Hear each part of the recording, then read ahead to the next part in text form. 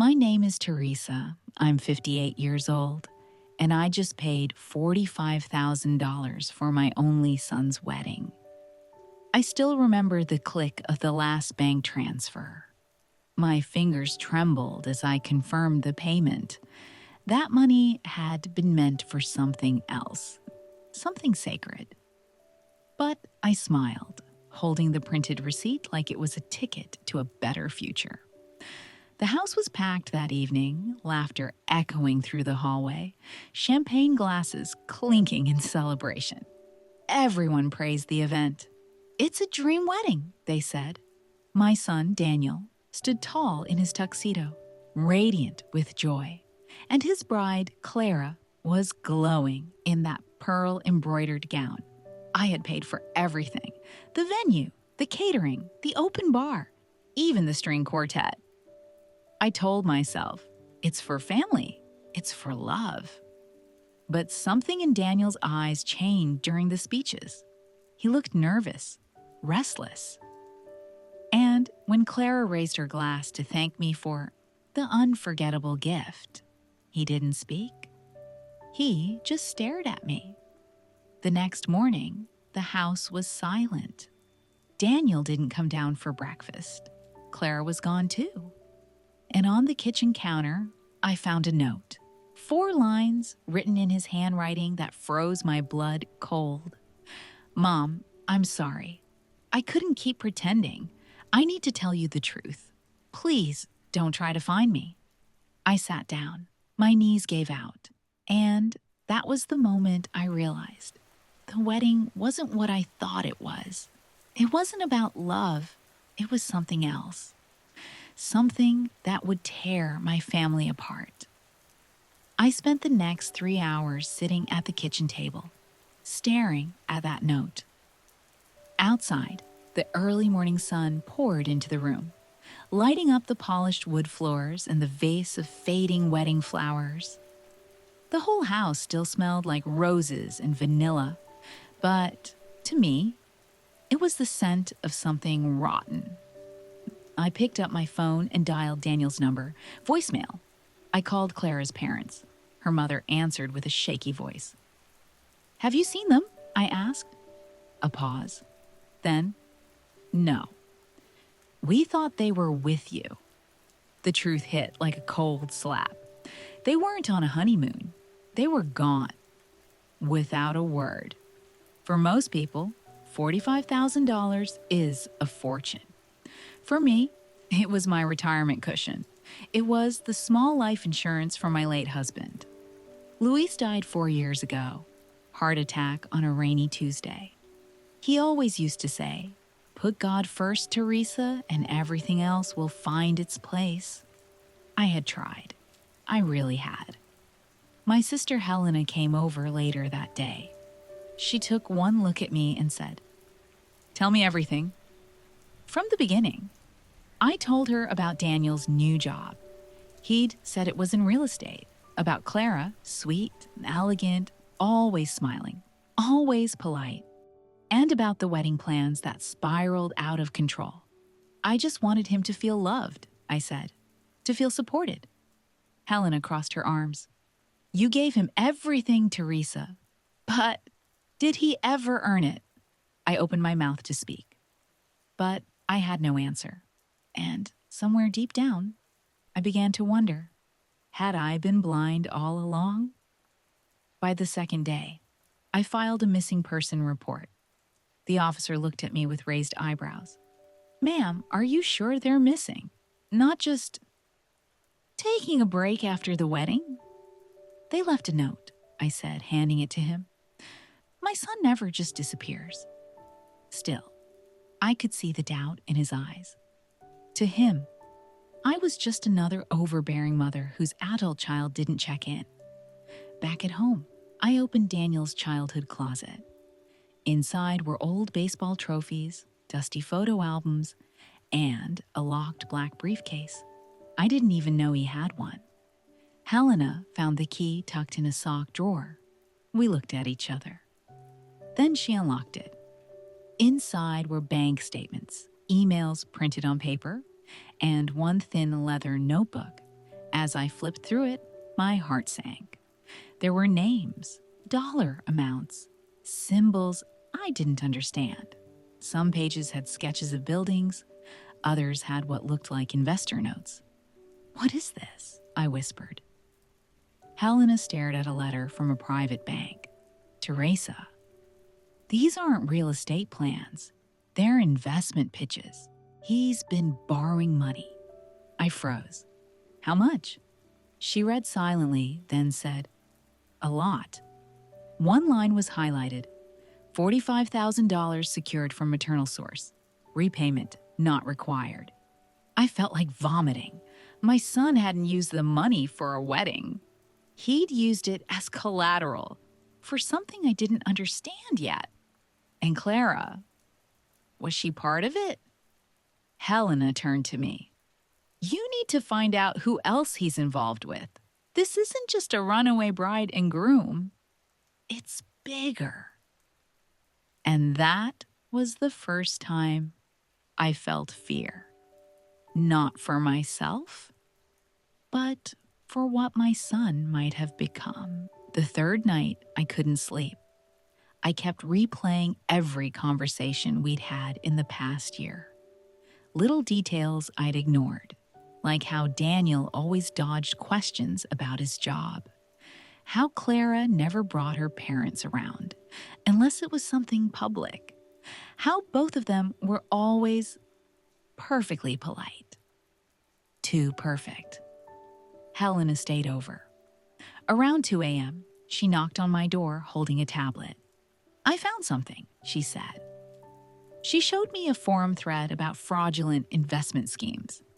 The usernames were anonymous, but one post caught my eye. Young couple using emotional leverage to secure family funds. Operate through fake wedding events. Warning, they disappear after the ceremony. My chest tightened. "Helena, you think they're doing this to others?" I refused to believe it. Number, not Daniel. He was my son, my baby. He used to sit on my lap and cry when he scraped his knees. He used to ask me to pray with him at night. "This has to be a mistake," I said, my voice shaking. But as we dug deeper, patterns emerged. Fake names, temporary phone numbers, high-end rentals paid in cash, and always the same ending. People left confused, financially drained, emotionally broken. Then came the message. An email from an unknown address, subject line: "I never wanted to hurt you." It was from Daniel. No greeting, no location. Just a paragraph. I did what I had to. "Please stop looking. If you go to the police, more people get hurt, especially you." Helena gasped. "Teresa, that's a threat." But I shook my head. "Number, that's desperation. He's in trouble, and I won't let him drown without a fight." I looked at the Bible on my nightstand and whispered aloud. "What does it profit a man to gain the whole world, yet lose his soul?" I had no more time to wait. The storm was coming. The next morning, I drove straight to the only person who might know where Daniel was, his old friend, Marco. They hadn't spoken in nearly a year. After a falling out I never understood, but Marco had always been like a brother to Daniel. If anyone could break through to him, it was him. I knocked. No answer. I knocked again, louder. Finally, the door opened. Marco looked older, thinner, and more cautious than I remembered. His eyes scanned me up and down. "I shouldn't talk to you," he said. "You shouldn't be here." I pushed the door open with my palm. "You know where my son is. Tell me." He sighed, stepped aside, and let me in. The apartment was small, cluttered with open laptops and documents. But on the kitchen table lay a folder with Daniel's name on it. Marco sat, poured coffee into 2 chipped mugs, and said, "He was supposed to quit. After this one." "This what?" He looked at me, really looked. "He's been working with people, Teresa. dangerous ones. They use people like Clara to bait the setups. They target family-oriented men with financial stress. But your son, he was never the same after Luis died. He needed to feel powerful, in control. I shook my head. He told me it was real estate. Marco nodded slowly. That's how it starts. Fake portfolios, promised returns, but the wedding was the final play. After that, they vanish, change names, start over. Tears ran down my cheeks. I gave him everything. Marco leaned forward. You still can, but not with love this time, with truth and risk. I swallowed hard. What do I need to do? He handed me a new phone. They'll call you. You're the last loose end. And in that moment, I understood. This wasn't a search. It was a trap, and I had just stepped into it. The call came that night. The number was unlisted. My hand trembled as I answered. A man's voice, calm and controlled. You're Teresa, Daniel's mother. Yes, there's no need for police. If you cooperate, no one gets hurt. What do you want? Silence and distance. Forget your son. Forget Clara. Go back to your life. If you don't, well, you're not the only one he told about the money. My chest tightened. Are you threatening me? I'm giving you peace. One mother to another. Then the line went dead. I stood there, frozen, phone in hand. Helena found me minutes later. What happened? They know I'm looking. They want me to stop. She grabbed her coat. We're not stopping. I hesitated. If I pushed forward, I risked everything. Not just money, my safety, maybe even Daniel's. But I remembered his email. Especially you. He wasn't warning me away. He was begging me to do the opposite. I'm not giving up, I said. Not on my son. We went back to Marco's apartment. This time, he handed me another file. One with addresses, names, dates. I kept this for insurance, he said. But maybe it's time someone did the right thing. We contacted a private investigator he trusted, a man named Elias, former fraud specialist. Quiet, precise, a believer. As he scanned the documents, he muttered, They're moving fast. You have days, maybe less. I clutched the folder. What? Elias moved quickly. By the second day, he had tracked Clara's latest bank activity to a small town 2 states away. A luxury short-term rental booked under a fake name. Same pattern, same precision.